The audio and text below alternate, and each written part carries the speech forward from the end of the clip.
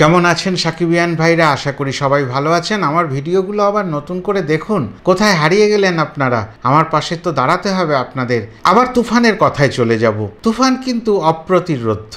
তুফানকে আটকানো যাচ্ছে না। তুফানকে আটকানোর সামর্থ্য আমাদের কেন, সারা পৃথিবীর কারোরই নেই।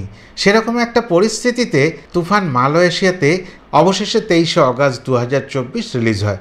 না, মনটা কারো ভালো নেই। বাংলাদেশের যে সামগ্রিক পরিস্থিতি, বাংলাদেশের নায়ক তো শাকিব খান, তার কোথায় কি রিলিজ হচ্ছে না হচ্ছে এখন আর নতুন করে সেই পরিসংখ্যান ঘাটাঘাটি হয়তো সাকিবিয়ান ভাইরাও করতে চান না। তবু উন্মাদনাটা তো রয়েছে। সেই এত দূরে থাকা মালয়েশিয়ার মানুষগুলো অনেক দিন ধরে বলেছে আমাদের এখানে কবে রিলিজ হচ্ছে সেটা একটু যদি জানান। এটা আমার কাছেও জানিয়েছেন, আমার তো সে জানানোর ক্ষমতা ছিল না। তবে হ্যাঁ, একটা সময় রিলিজ হওয়ার কথা ছিল, কিন্তু পরে সামগ্রিক পরিস্থিতিতে সেই রিলিজ ডেট পিছিয়ে যায়। অবশেষে 23শে অগাস্ট 2024 রিলিজ হয়। তাই এই 23শে অগাস্ট 2024 রিলিজ হওয়ার পরে আমাদের বেশ কয়েকটা দিন কেটে গেছে। সেখানকার কন্টেন্ট ক্রিয়েটাররা বিভিন্ন মাধ্যমে ছবিগুলোকে ছাড়ছেন।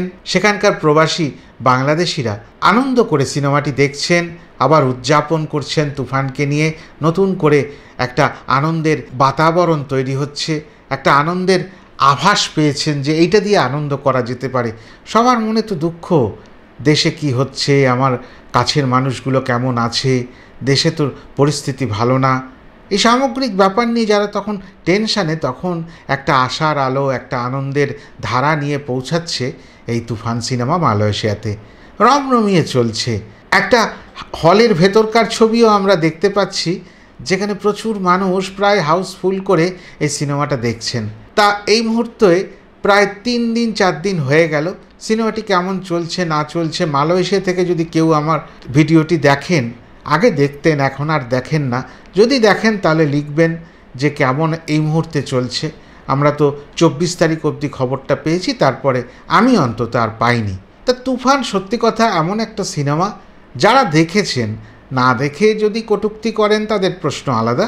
আর যারা দেখেছেন তারা তো নিজেরাই বারবার বলেছেন যে এসেছিলাম রায়হান রাফির ডিরেকশান দেখতে, কারণ তার কাজের প্রতি আমাদের আস্থা আছে। অন্য কারো সিনেমা, বাংলা সিনেমা দেখি না। তা শাকিব খানকে যখন এসে আবার দেখে ফেললেন এই রূপে, তখন কিন্তু তাদের ভাবনা চেঞ্জ হয়ে যায় এবং তারা তখন মনুষ্য সমাজের মধ্যে বলতে বাধ্য হন আমরা অপরাধ করেছিলাম, আমরা এসেছিলাম রায়হান রাফি সাহেবকে দেখতে, কিন্তু তার সৃষ্টির পাশাপাশি এ এক অবাক করা শাকিব খান, আমাদের গর্ব, তাকে দেখে যাচ্ছি। তো এটাই তো প্রাপ্তি। মানুষ অনেক সময় অবজ্ঞা করবে, সেই মানুষের থেকেই যদি শ্রদ্ধা কুড়িয়ে নেওয়া যায় সেটাই বড় প্রাপ্তি হয়। আর সেরকমটাই শাকিব খান করতে পারেন, শাকিব খানের তুফান করতে পারে। আর সেটা প্রমাণ দীর্ঘদিন ধরে চলছে, করছেন। কিন্তু মাঝখানে একটু সামাজিক পরিস্থিতি একটু বেসামাল অবস্থায় চলে গেছিল তুফান। যাই হোক, এখন ওই যে বললাম, সংখ্যা পরিসংখ্যান এইগুলো আর কোনো কাজে লাগছে না। যা চলছে চলুক, ভালোই চলুক। তবে এর মধ্যে আর একটাও আনন্দের খবর আছে। এই যে তুফান সিনেমার 2টি গান ইউটিউবে 2টি চ্যানেলে ছাড়া হয়েছিল, SBF এবং চরকি, এই 2টি চ্যানেলই নিজেদের মধ্যে যেন একটা ঘোড়দৌড় প্রতিযোগিতা করছে। হ্যাঁ, চরকি সবসময় এগিয়ে, কেননা চরকি একটা বাংলাদেশের সংস্থা, সেইখান থেকেই বাংলাদেশিরা আগে থেকে সমস্ত ভিডিও দেখায় অভ্যস্ত। তা এই সব মিলিয়ে 2টি গানের মধ্যে একটি গান হচ্ছে দুষ্টু কোকিল। তা ওই দুষ্টু কোকিল গানটি এমন একটা পজিটিভ ভাইব্রেশন তৈরি করেছে সারা পৃথিবী জুড়ে, এটা 200 মিলিয়ন ভিউজ ক্রস করে গেছে। বাংলা সিনেমার গান বা বাংলা কোনো গানই এই জায়গায় পৌঁছাতে পারেনি।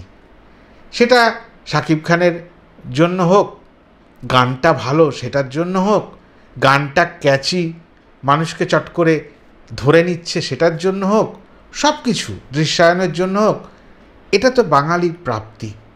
সেই কারণে আমার মনে হলো এটা নিয়ে একটা ছোট্ট কিছু বলা উচিত। শাকিব খানের তুফান এখন এটাই আশার আলো, এটাই সন্ধ্যার প্রদীপ। এছাড়া অন্য কিছু তো আর আমরা আলোচনা করার জায়গা পাচ্ছি না, কেননা দরদ দরদ দরদ করে আমাদের সত্যি ভেতরের সমস্ত আশা শুকিয়ে গেছে। আর কোনো আশা নেই যেন মনে হয়, ভেঙে পড়ি যে দরদ সিনেমাটা বুঝি আর আসবে না, এরম একটা ভাবনা মনের মধ্যে চলেই আসে।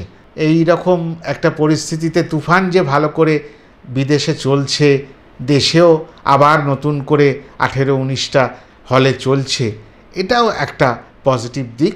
তবে 18-19টা যে হল বললাম সেগুলো সবই মাল্টিপ্লেক্স, সিঙ্গেল স্ক্রিনও কিন্তু বেশ কিছু এখনও তুফান সিনেমা নিয়ে ব্যস্ত রয়েছে।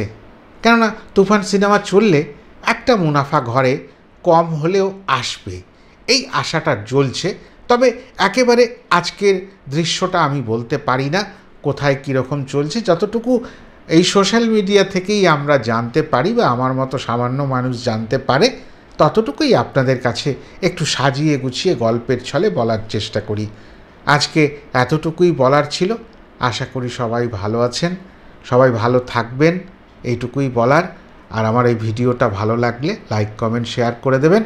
আর যারা এখনও আমার চ্যানেলটিকে সাবস্ক্রাইব করেননি, অভিমান করে রয়েছেন বা পরে করব এরম ভেবেছেন, তাদেরকে বলি চট করে সাবস্ক্রাইব করে দিন।